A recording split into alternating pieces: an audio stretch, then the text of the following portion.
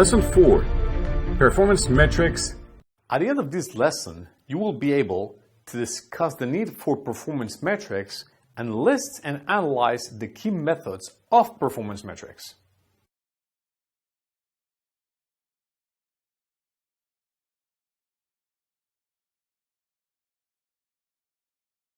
Need for performance metrics. Regardless of whether you are a non-technical person in sales, marketing, or business operations, or whether you belong to a technical background such as data science, engineering, or development, it is equally important for everyone to understand how performance metrics work for machine learning. There are so many different types of machine learning algorithms. Now the question arrives, how do we rank them?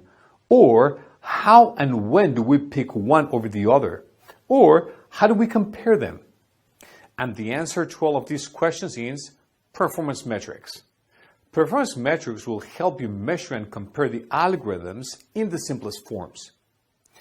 Performance metrics help you in assessing the machine learning algorithms. Machine learning models are evaluated against your selected performance measures. Performance metrics also help in evaluating the efficiency and accuracy of the machine learning models.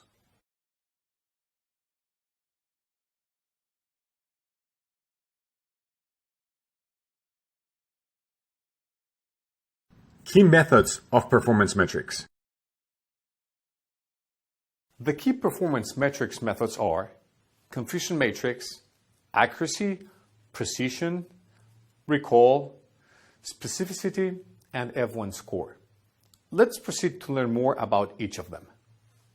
Confusion matrix. The confusion matrix is one of the most intuitive and easiest metrics used to find correctness and accuracy of machine learning models. It is used in classification problems where the output can be of two or more types of classes. The confusion matrix is, in itself, not really a performance measure as such, but almost all of the performance metrics are based on the confusion matrix and the numbers inside of it.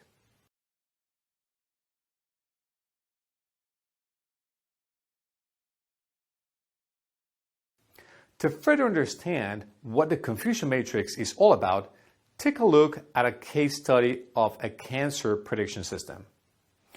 Let's say we're solving a classification problem where we're predicting whether a person has cancer or not. The management of a cancer research center wants a cancer prediction system.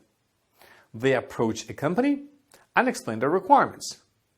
The consultant explains the different approaches that can help predict cancer in people to the CEO of the Cancer Research Center.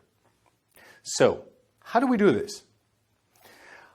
Let's give a label or class to our target variable. 1, when a person is having cancer, and 0, when a person is not having cancer. Now we have identified the problem. The confusion matrix is a two-dimensional table with actual and predicted sections.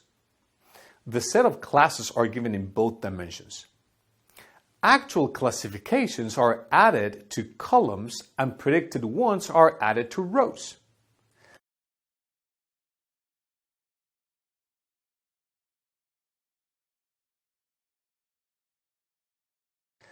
Let us look at different terminologies involved in confusion matrix. True positives are cases when the actual class of the data point was 1, true, and the predicted is also 1, true. For example, the case where a person actually has cancer and the model classified this case as cancer comes under true positive. True negatives are cases when the actual class of the data point was 0, false, and the predicted value is also 0, false.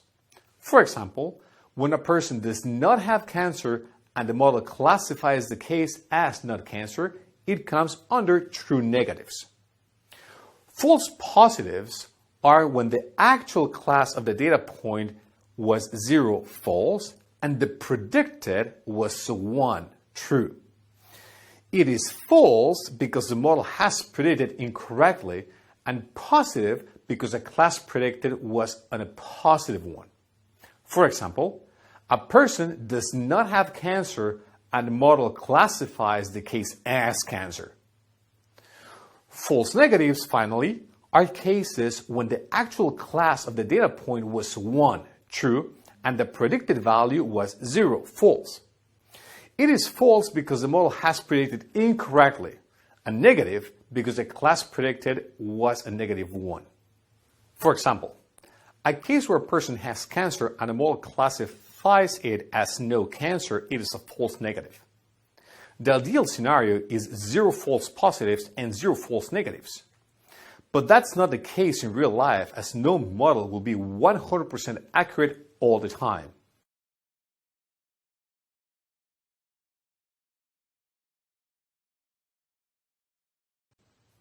So now, the CEO has understood the concept of actual and predicted classifications, but he still wonders when and what should be minimized.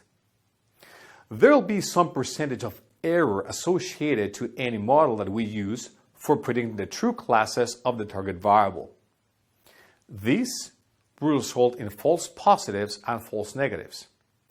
That is the model classifying correctly as compared to the actual class. There is no hard rule that determines what should be minimized in all situations. It depends mainly on the business requirement and the context of the problem to be solved. Based on that, we might want to minimize either false positives or false negatives. Let's consider an example for minimizing false negatives. Let's say, in the cancer detection scenario, only 5 out of 100 people have cancer. Here, a very bad model predicting everyone as non-cancerous will give us 95% accuracy. However, to capture all cancer cases, we might end up making a classification when a person who does not have cancer is classified as cancerous. This might even be considered okay as it is less dangerous. However, missing a cancer patient will be a huge mistake as no further examination may be done for them.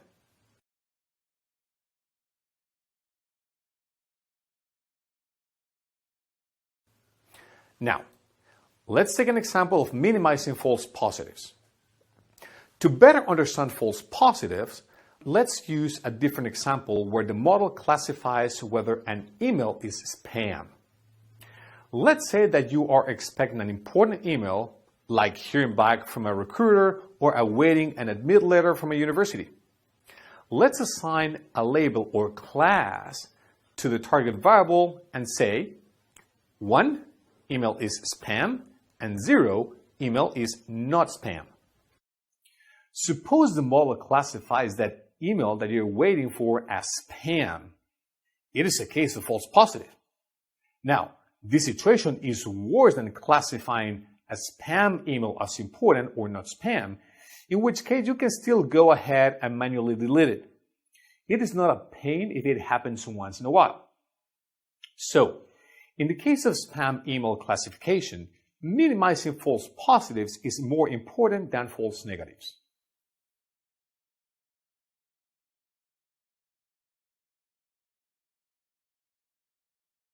Accuracy. In classification problems,